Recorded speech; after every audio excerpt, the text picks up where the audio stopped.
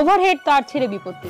Sealdah Ranaghat down শাখায় train চলাচল ব্যাহত, প্রায় ঘন্টাখানিক বন্ধ ডাউন ট্রেন চলাচল। কল্যাণী স্টেশনের কাছে 42 নম্বর রেল গেট লরির ধাক্কায় গেটের বাফার গিয়ে লাগে ওভারে, তারপর এই বিপত্তি। ইতিমধ্যে রেলের তরফ থেকে সারানোর কাজ চলছে, তবে সপ্তাহের দ্বিতীয় দিনে যথেষ্ট সমস্যায় যাত্রীরা।